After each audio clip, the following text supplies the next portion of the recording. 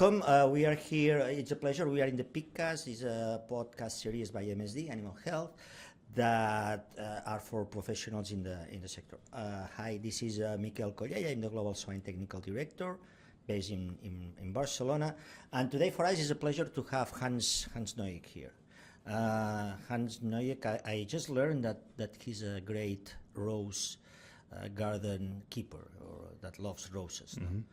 So correct. Maybe besides that, which I think that it's really nice. I was asking if there is a rose called Julio Iglesias. Yes. And looks like no. There are a lot of roses. They gave a name of a lot of people to roses, so that's not exceptional. So, but there's no Hans Nauwynck rose. Does not exist. Okay, there is not that I have some seedlings from my own. Maybe I should give them a name. Rosa Nauwynck, number 1, 2, 3, 4, something like that. Yeah. By the way, well, maybe you can explain a little bit where you are. Well, everybody knows you, but maybe you want to just highlight a few points. So at this moment, I'm the head of the Laboratory of Virology at the Faculty of Veterinary Medicine in Ghent University. My whole life, I'm being busy with viral diseases in all kinds of animals, mainly pigs, because my former boss, Bensart, is a well-known person in porcine virology. So I got also some viruses from him, so rabies virus, PRRS virus, circoviruses. But I'm also interested in some other animals. For instance, cat. I'm very interested in feline infectious peritonitis in cats. Also horses, equine herpes virus 1, which is a nightmare for horses. And more recently, because I got bored, I'm a very restless researcher, so I got bored of all those stupid mammals, and I'm now doing research in shrimp. Oh, cool. And last year there was one master thesis student that got me so crazy that I'm working in bees now. So, but this will be it. I promised myself not to take more species, except if there's again a master thesis student making me mad and pushing me and something else. Okay, yeah. Do you know the topic that we want to cover is something that maybe the people, they will think that we'll talk about viruses or which is the latest thing that you can talk about, whatever, PCV, parvovirus. No, we don't want to talk about that. And I think that you have sensitivity on the topic that we want to cover, because sometimes we have the feeling, and when I say we, I don't mean because I'm from MSD, I should say which is the sector, the whole industry, so the farmers, the people that they are around the university, the academia. We have the feeling that academia is a little bit far away from the what we call the real field. But I think that you were one of these guys that you have initiatives that demonstrate that this is not the case. Pato. So we have PathoSense, which is a company. It's a good way not to say that it's a company that it's what you are doing there. So I think very important to say is that I've always been related with fieldwork. I had even projects where we asked 2 or 3 farmers to be in the guidance committee, just to also to have a discussion at the level of the farmer. So always important to feel what they feel and to understand what their needs are, and then you can focus. And also, so this is the contact with the farmers, and also for valorization. I'm always trying to do research, fundamental research, with a valorization endpoint, because you can do fundamental research for fundamental research and say the hell for what. I'm not doing like that, and the reason for that is there was one occasion that changed my world. And when was that was a moment I was working on feline infectious peritonitis in cats, and I had big fun. So it was a nice virus, trying to find out how the virus escapes from immunity and so on. And I remember I had a phone from a cat owner, and the woman just, she was crying on the telephone, and she asked me, if I could give her some advice how to, help her cat. And I at that moment, I just said, and I'm not very sensitive at that point, so I said, no, there's nothing to do. You have to euthanize her. And of course, she started to cry more, and then she told me, but what the hell are you doing on a daily basis there at the university? And she gave me an uppercut, and I didn't say anything anymore. And I was so quiet. I went, to my office, and I was thinking, she's right. You're already 20 years in the business, and what did you do? You didn't do anything. So from that moment, I'm not only myself, but also I'm training my young people always to think in advance, look to possible things that can be developed. For instance, pathogens is really a moment also together with a postdoc that we really decided at a certain moment, let's do it. And that was based on fundamental research, but then we have brains enough to then turn it into valorization, value, and then you could do something with it. So I've always been sensitive what the consumer is thinking of what I'm doing. So I think it's for essential. For those hands that they don't know pathogens, just try to explain a little bit what you are doing. Yes, yes. So which is the way that you are helping. Yeah. And I can tell you that we as a company, we are really happy on what you are doing, and you help us a lot. Yeah. So what you are doing for so those this is already a frustration as a student. When I was a student, I remember Professor Pansart giving me a lesson on diagnostics, and he was always telling us, you should, in advance, you should know what you're thinking of. You should know that it is, for instance, Ojeski's, and then you're looking for Ojeski's. But then I was thinking, these are really stupid people, those virologists, because, you should know already the diagnosis before you can do the diagnosis. I at that moment, I had little books when I was younger that I could write some notes.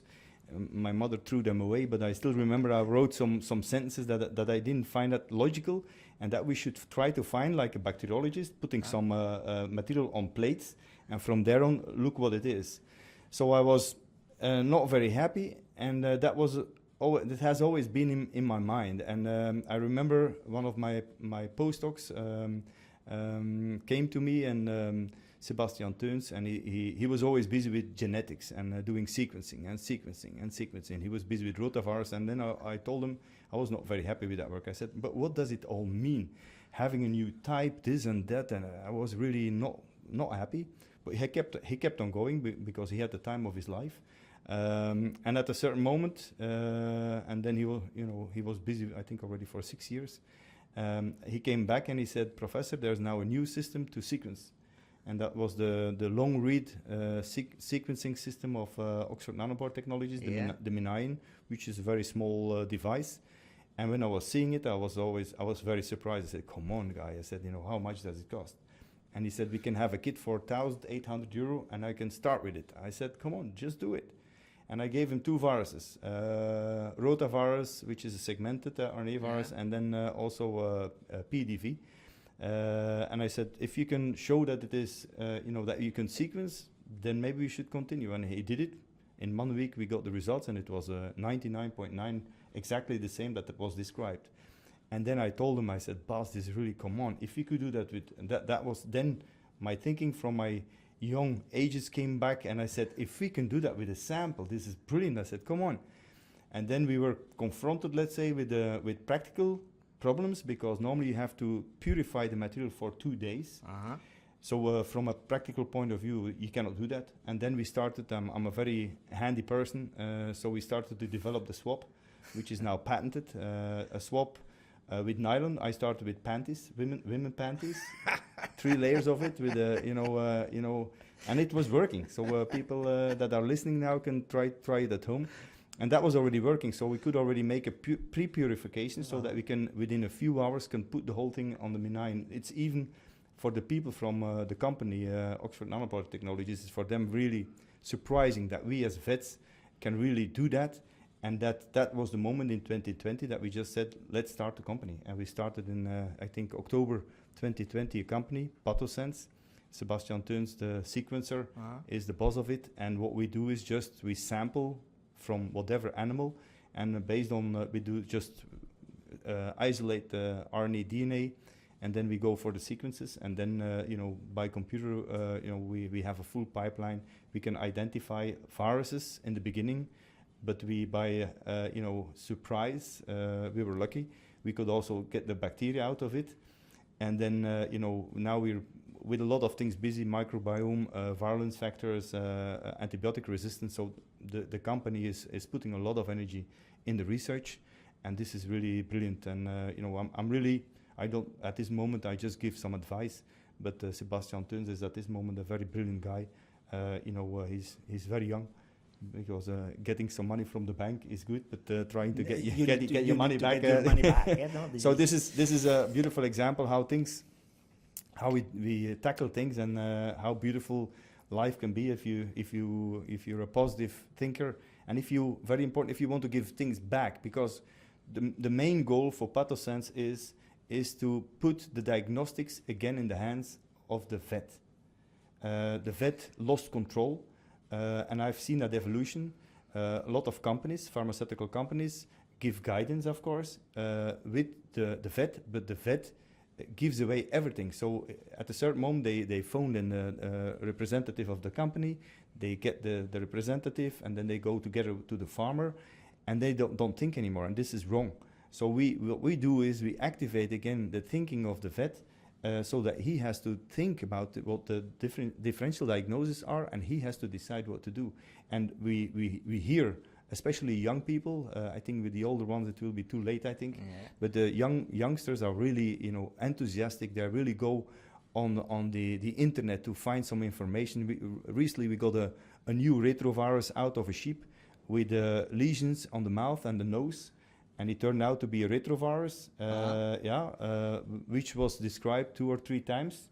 And then, of course, the vet directly emailed to Professor Nauwynck, what do you think about it? Never heard about it. So me too, I had to go on the internet to find some information. Just to tell you that the purpose we had is also successful, and that we will train again. And we're now busy not only in Belgium, but also in Netherlands and Germany. But we want to expand over Europe, and hopefully by the end of this year we want to go to the US.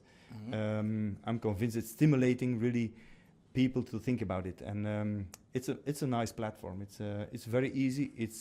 I'm convinced in the future it can be automated. So up till now there's still some you have to use your hands, but in the future we're now looking to some robots to do the whole preparation work. Uh-huh.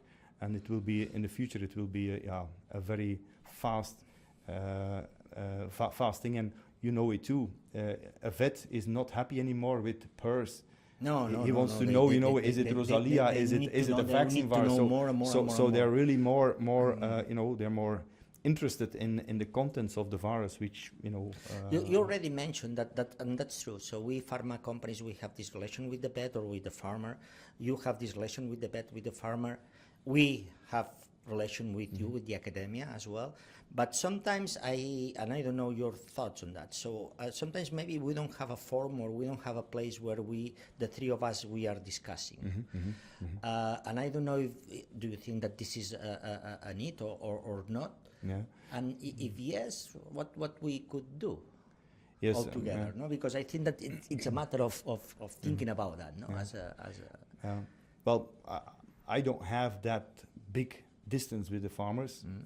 When I was young, I gave a lot of talks for farmers in the evening, just to earn some more money, because you think that a professor earns a lot of money, that's not true. No. So I was giving also some talks in the evening, and there you know how to talk with farmers and to have a kind of a level so that they understand you. Uh-huh. And I was always so surprised that they were extremely smart. And I always got comments then from the vets that they said, "You guy, you should shut up. Don't talk to the farmers anymore, because they are smarter than we are. So you should train us instead of the farmers." So I think it's a matter of if you want to do it, yes or no. And I always want to do it. For instance, if I work with cats, I have a daily email list of people that are contacting me about problems in cats, phones. I'm contacted a lot by phone, and I find it as an academic, it's my duty, because I'm paid by the society, and I think it's my duty to respond to every society. And it can go fast, but to respond to every email or to every telephone, I think some people should do it. And as a professor in virology, we had during the last years we had a lot of work. So I don't know how deep you are into chat GTP and artificial intelligence and all these kind of things. Mm-hmm. I used it once, but I was not very convinced, but okay. Explain about that. Well, okay, I was asking a few questions, or I was giving I wanted to have a kind of a text, but the text was not, I think it's, if you're a scientist and you want to have in-depth information, I think there's still work to do. I think it will be okay in the future. I'm convinced, but there's still at this moment gaps in. It's kind of a person that wants to say something, but is turning around before it says something. But let's say the precise information is still not always there. And at the end, someone will need to do research. Something will happen that we were not expecting, and we just need to remember. By the way, I remember the last time that you were in a webinar with us. It was with a bunch of people, almost 2,000 people were attending that. Yeah. It's best that they were not in front of us. Huh? Do you remember that time? So nobody was expecting was the pandemic, and then all of a sudden appeared. So we may have all the artificial intelligence in the world, but those things, they will keep happening, and we will need to have someone answering that question. So what do you think? It's just now the last question here. In which way this kind of, because now we are at the ESPHM, in which way this kind of meetings, they are helping or not? What is this relation or communication in between? And in which way the fact that these meetings are face-to-face or not virtual, they are better or worse? What's your thoughts on all that? So I know the IIPS already from a young scientist, also together with Pansart, and he went to the IIPS. By the way, he was one of the founders. He was, so I was always staying home working. Now I can go, but we see that there's this is of course a branch of the IIPS, which is somewhat different, but it's very commercial at this moment. So we will not, and that's different from the past. We always, in the past, especially with Pansart, always submitting a lot of abstracts. But now it's very commercial. So, and I had a few abstracts that I submitted which were extremely brilliant, that even didn't get a talk. Then I said, this is it. So I'm not submitting my diamonds to this audience. So the most important thing for this, so for it's for the IPVS, for the APVS, here also for European College. I think the most important thing is the networking. You see the people, you talk, especially the vets, in between the vets and so on. I think this is extremely important. It's kind of a social activity that they have here. And then if they have a few good, we heard a few very interesting keynote lectures, which is always, I think, for them interesting to upload their knowledge. But I think the general level should increase because today for the selected abstracts and so on, I think it's not a very top level that we experience at this moment. So this is quite different from the past. But okay, it has a function. So also for me, seeing people, meeting people, say hello and how are you doing, and always, especially for the vets, then you see them all together. So it's kind of a networking event, I think. And that's for the, let's say, the profession as a veterinarian, I think a very important point also, to meet each other, to exchange thoughts, because you can imagine everybody is talking about something, and it's always about sensitive things that they're talking, and I think it should have a place. It should have a place. So I'm positive about this. Great. Yeah. So thank you, Hans, for being with us. For sure that the people that they were listening to that, they will be a little bit shocked, because having you, they will expect maybe having you talking about something about viruses or whatever. That's not the case. We were talking about life. We were arranging the life. I'm also a human being, Yes. Well, yes. At least I discovered that you like roses. So that's that's a nice thing to know. I don't like it. I'm addicted to roses. You're addicted to roses. You know that we have in Catalonia a day that we give a rose to the person that we love the most. Yeah. Yes, this is St. George, and this but is a kind you're not allowed to cut roses in my garden. So, I take my wife out to have a look on the spot to all the roses. Okay, cool. I don't cut them. You don't cut them so well, maybe. Anyway, we did that in Catalonia. We cut the rose we give to the person that you love the most, and this person, they give to you a book. So we make this interchange. Okay. A rose by a book. Okay. So okay. I don't have a rose now to give to you, take and that you at don't home. have a I will book, take but that at home. you can take that at home. Thank you So very much. thank you for being with us. Yeah, thank you. Yeah. Thank you. And friends, we will meet in another PigCast, ESPGM 2023, and remember that you can listen that by in different place, visiting our websites, or I don't know, different things that we have, guys. I'm really Yeah. bad on that. So greetings from the entire MSD Animal Health Swine.